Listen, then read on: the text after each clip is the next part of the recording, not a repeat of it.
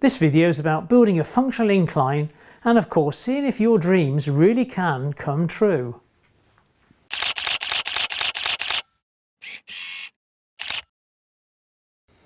Hi, welcome back to Chadwick Model Railway. I'm Charlie.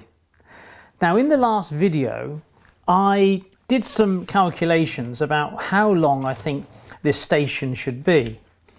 And I think we kind of come to an agreement that it ought to be 6 coaches plus a diesel long, and obviously I then need to build the platforms, both the inside and the outside platforms, to accommodate a 6 coach train. But of course I can't build that first because, as you would expect with any layout, I need to build from the back coming forward. And at the back I've always planned to have a rise, an incline going up there to take a single track to some kind of a goods facility. And I'm actually looking at building some kind of a freightliner depot on the other side of the second helix. So what am I going to use to build this incline, and how steep should it be? Now Woodland Scenics make these incline-decline sets, and this one here happens to be a 4%. But looking at the back and the ones that are available, there's a 4%, a 3% and a 2%. Now I'm looking at using the 3%, which goes from 0 to 4.5 inches in 12 feet, and it's made up of 6 segments. So let's put that in place and see what it looks like. Now as you can see, I made a start on this quite some time ago, because there's the line that comes off through this double slip, which allows trains to come from the up line across the double slip, across a catch point, and obviously awaiting the rest of the build for the incline. And this really couldn't be much more simple. Of course, one of the fundamental things is, are your trains able to get up such a steep incline? And now at the far end,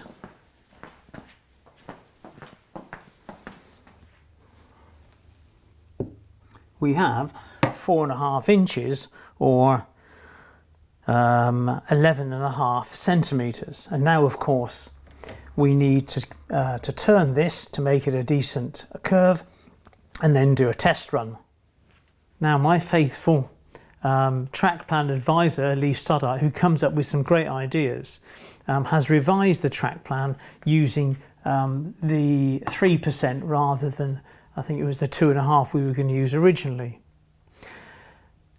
It's always difficult to draw these large arcs really, because you've got no central point where you can draw it from. And I like to use rope because then you can look back at it and you can think, yeah, this is in the right place. And in accordance with Lee's instructions, let's say, this is where the height should be at 4 inches, and just over here it should be at 5.25. So putting the rope around there, I can kind of get a decent size arc, and then I can just simply draw a line on the baseboards, and then I need to glue the risers in place. And so this one will kind of go along there, and this one here where I've marked the 4 inch will go along here, and then I run out of this polystyrene. But I have got the 4%, so what I thought I would do is, if I glue some of these together and line them up, that will give me the final curve to go around there before we actually go straight. So it's time to get out the glue and commit to the plan. What could possibly go wrong? Now I'm using a different adhesive this time. This is acrylic grab adhesive. Yeah, give it a go.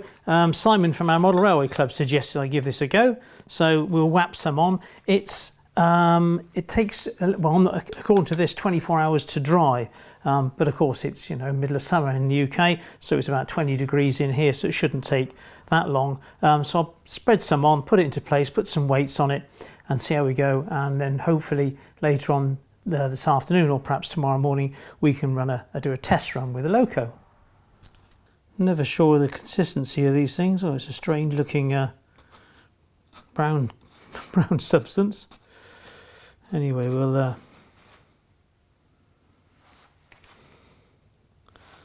we'll spread it around and then whack it in place. I don't want to put too much on, just in case I make a mistake, really. Anyway, get the spreader.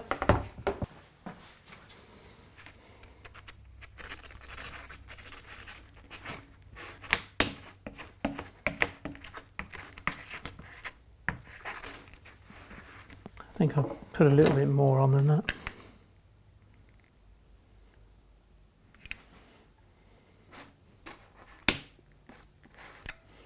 Hard to judge when you're using something you've never used before.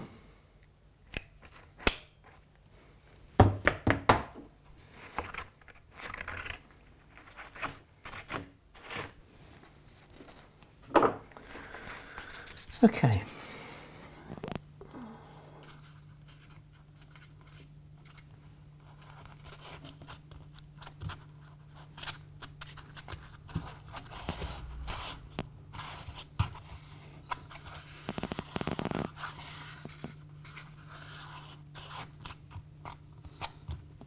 Feels quite grabby actually. It doesn't move that easily. So we'll crack on with the next one and I'll get back to you when it's in place. It seems a little more sensible to apply the adhesive to the board rather than to the polystyrene. Seems to work a little easier.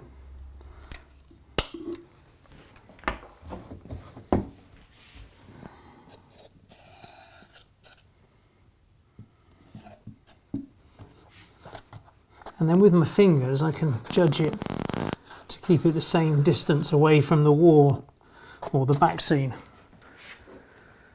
So it's coming along nicely. And then of course finally we need to just glue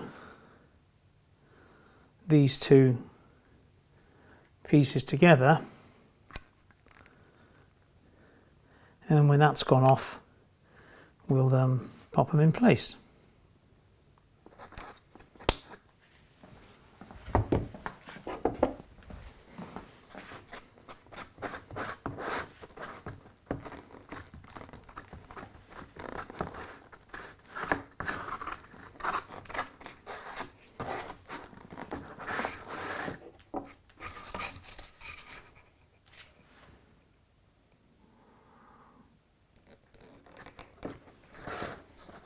Obviously making sure that the blocks line up so it'll give it its flexibility when it dries.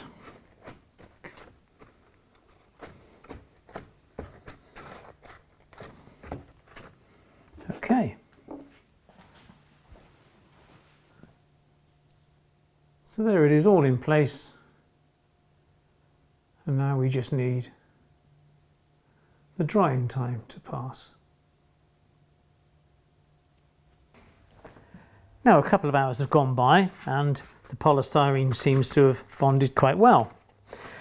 But I need to cut the angle of the 3-degree angle on this, so I measured it against the existing upper elevation, and I've drawn a line on both sides, so I need to cut it. So what shall I cut it with? Well, this time I've got my hands on a Go Change electric foam cutting pen. Marvellous. Anyway, there's the little beastie.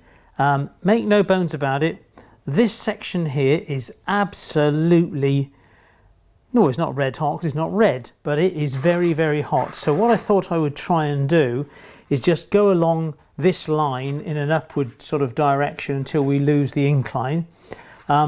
Referencing the other side as I go and trying to keep it horizontal. If it's a bit all over the place, then it's not that crucial, because obviously I could then just glue that side down and I would still have a perfectly flat surface there for the track bed. So let's see how we get on.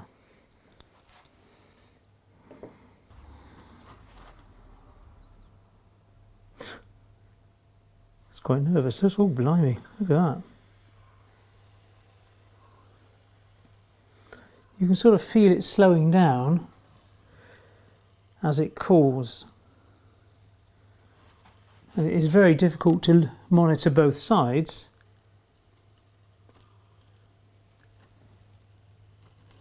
But it is very effective. Right, I'm going to come up there and have a look.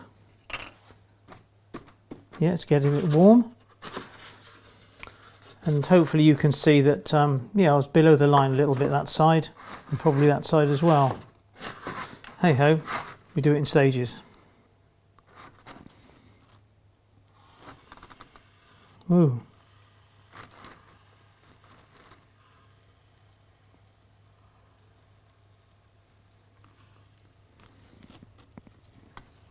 Better this time.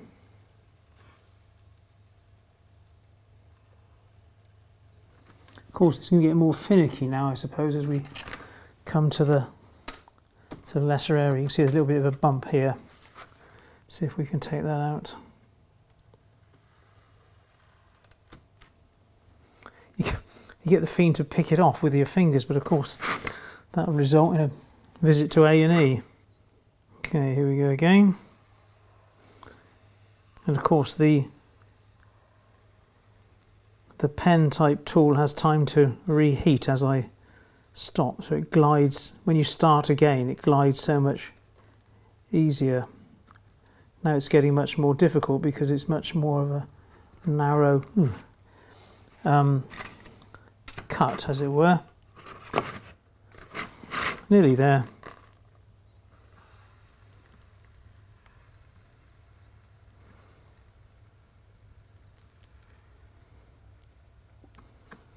This is actually a nifty little tool.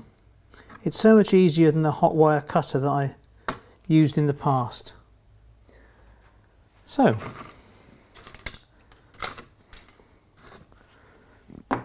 if I turned it the other way up now, it's a much better bed, as it were. And then hopefully with we can take out these undulations with the glue when we glue it down. I don't know if you can see how sort of straight that is. It's not bad, is it? It's a bit rough around the edges. And then from this tool you can see it burning off the rest of the polystyrene. Make no bones about it, it's a bit smelly, and you need to do this in a well-ventilated area. Ventilated area. So yeah, there we go. So I shall let the rest of that burn off. I'll open the other door and the windows, get rid of these fumes. Before we move on away from this little hot pen forever, I think it's just worth mentioning that with hindsight, what I should have done was had a steel rule on top along that line, and then using the pen gone along with the pen bearing up against the ruler, which was giving me a much more of a straight edge. But then hindsight's a wonderful thing, isn't it, really?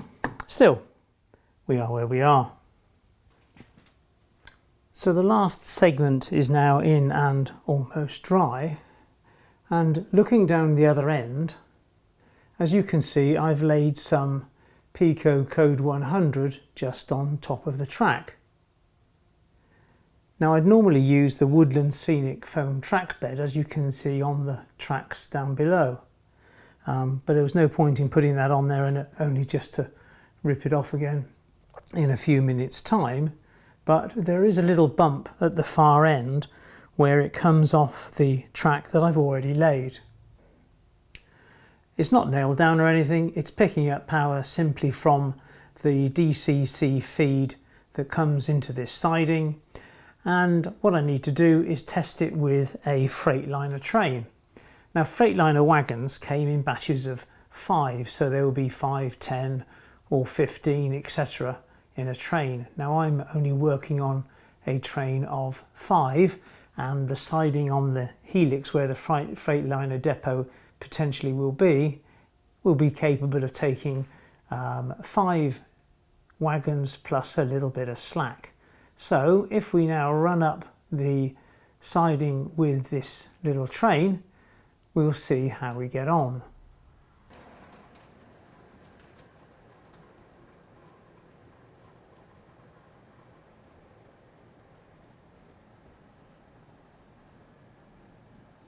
So I don't really want to go too quickly up this incline, because if it's going to snag up, then we want to see it do it. Now there's a little bit of a ridge here just as this Class 47 gets there, because it comes off of a bit of foam track bed onto the polystyrene where there is none. And if I come back to a wider shot, you can see the full length of the train. And it's managing this no problem at all. Of course, it'll always be more difficult when it goes into the curve. So as it approaches the curve, does it lose any speed?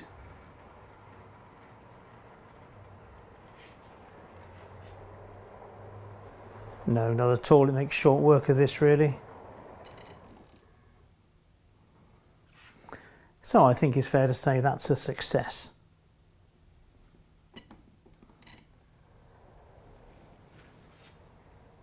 Just getting back out of the way.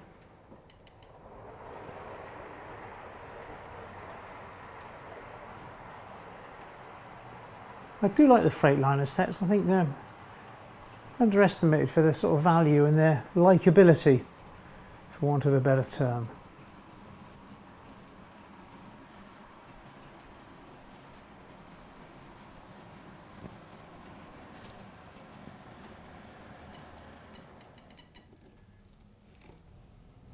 Well, at last we're starting to get a third dimension into the area. Now we've got some kind of height, because so many layouts sort of suffer from the flat world concept, don't they? They're just terribly flat, and you need height to give it some air of realism. I've just popped in a couple of makeshift platform edges so I can see where the station ends, but now it's time to build up a flat area behind this incline. So what I'm going to use is, just as a makeshift thing, is some polystyrene blocks, and what we're going to do is we're going to make a complete mock-up and see how it fits. Imagination is something that I struggle with, really. So it's very easy to go and buy something, pop it in, and you think that doesn't look right, does it? So I think by doing a bit of a mock-up, hopefully we can make better decisions. So there's the polystyrene blocks in place. So now we need to make up a piece of card to go over the top to make our foundation. Now I'll just pop a couple of bits of cards and see if I can make a level, and then all I'm going to do is just cut this out and then see if we can make it level. So there we have our piece of card in place. It's all a bit slapdash, but it's the only way really of seeing how it all fits together. Now I do have a couple of buildings that are suitable, so I shall pop those in, and hopefully you can see what I'm trying to plan.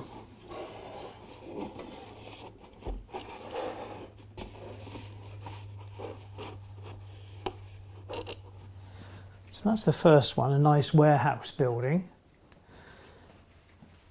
And the second one was sent to me by JS Models.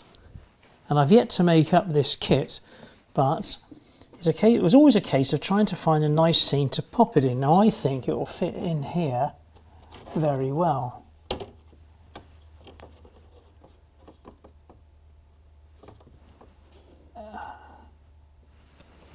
So now you get the start of a feel of an industrial level that will push back into the layout.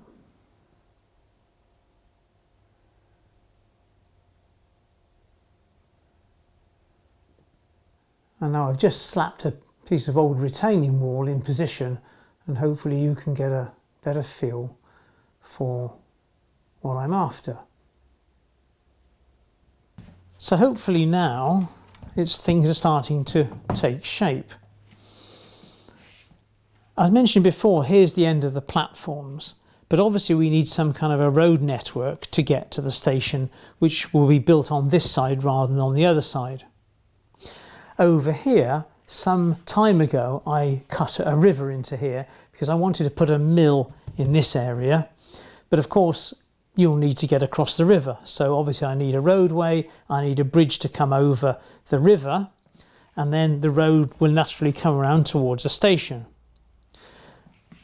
But what I really need now is a nice bridge to come across the top of these 4 tracks, and a small tunnel to allow the road to come through, and then a level crossing over the top of that track leading in to this industrial unit. So we're into bridges now. So what are my options here? Now I do have a couple of bridges kicking around from other projects, so we'll pop those in and see if they're suitable. So here's a typical sort of road bridge. It's actually a reinforced concrete, steel and beam and deck bridge, I think it is, that sort of construction, and it would kind of sit in here. There would be no support in here. The support would actually come in this area here, and then you'd have your roadway coming from the river behind me through here to the station. And then at the top end there'd obviously be a level crossing, and it's a sort of a standard construction really, but as I mentioned in the past, it does give you the breakup of the flat world kind of railway. Right, what else have we got? Well, you could use some kind of a girder bridge. It's not kind of my favourite. I like them as railway bridges, but we could get a girder bridge and adapt it, but I don't really think it's suitable. I like them for sort of industrial type areas, you know, where you have a raised railway, but they might come in handy in the future. Or of course you can go the whole hog and have this kind of affair. Bowstring bridges aren't that common, but they do look rather nice. This one's too big, but at our model railway club we have one installed there. This one's actually been modified slightly, so because it's at an angle, and it's round about 40 centimetres or just under 16 inches long, but it does make an interesting option should we go for the bowstring option. Of course, one advantage with them is it gives you the advantage to look through the bridge, which I always find kind of quite attractive really, and there's not many of them about, and it makes the right length for this span of the 4 tracks.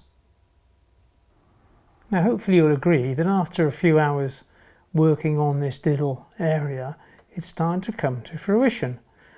And obviously what we need to do now is figure out what we're going to align this incline with to make it into a nice looking retaining wall, and of course the right choice of bridge which will bring traffic across into this industrial unit.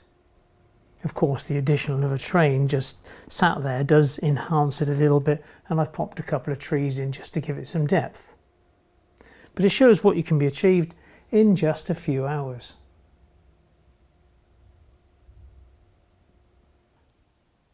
Of course this illusion is just temporary, because after all it's just a mock-up to see what will actually work in this area, but I think it works pretty well, and with a little fine-tuning I think this will be the way ahead. If you've got any particular views yourself, then please don't hesitate to leave it in the comments section below.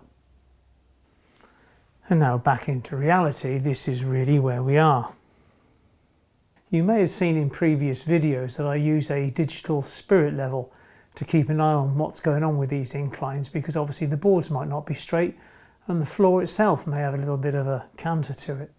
So this is supposed to be 3 degrees, but it's 2.86. Well, what's 0.14 of a degree between friends? There's a link in the show more tabs for these spirit levels. So it's a worthwhile evolution, I think, trying to space things out and try to figure out where things are going to go. But what do we do next? Well, this area here, this piece of card will act as a template, and now I can cut out a piece of foam board, which is obviously far more rigid, to go in there. But before that I need to sort out the heights and get some decent blocks, whether I put some small pieces of wood in there to give it a good foundation. This area here I'd like to keep clear, because I can mount a GoPro camera there occasionally to do some filming as the trains come and go, both to and from on this incline and also perhaps looking across into the station area. So that'll be a useless area to keep clear.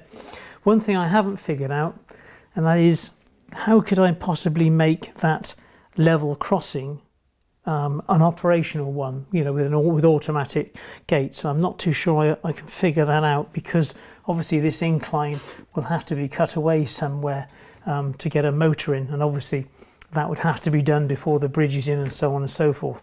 So perhaps if you've got any ideas, you'll let me know. The other thing is what's going to go on top of here. Well, I imagine I'm going to put in some plastic card to take this right to the edge, so that the the embankment, let's say, on the other side will come right up, and it will make it easier to ballast. Obviously there'll be a wall on this side as the retaining wall comes along, which will be above the level of the track, so that sort of makes sense really. And then finally, which over the next next 2 weeks or so, I'll then decide on what sort of bridge to either buy or build to go across here. And I may well paint the area out so that I've got a better feeling of where the roads are going to go in my own mind. So that's my sort of way ahead. Before we go into the buildings, obviously I've got that lovely kit to put together and to figure out the industrial unit itself. Lots of challenges coming. Now, before I finish, I just thought I'd mention that I went down to the South Devon Railway the other day down at Buckfastleigh. What an excellent place, and lots of people came over to say hello, and I'm sorry if I didn't get to chat to everybody. I did meet a chap there called Howard, and Howard is a steam engine driver, and he turned out to be an excellent tour guide for the day, and Howard, I really appreciate it. And I also met up with the Williamson family, who I'd been meaning to meet for quite some time. So it was great to see you guys and share lunch together and have a good chat.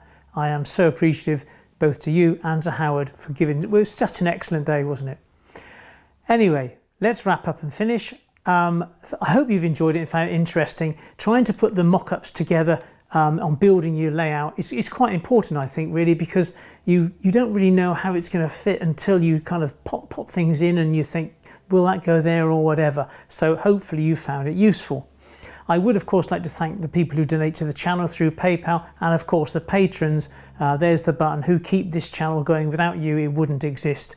There's the subscribe button as usual, and a video here and here. I'll see you in 2 weeks. Don't be late. Thanks a lot. Take care. Bye bye.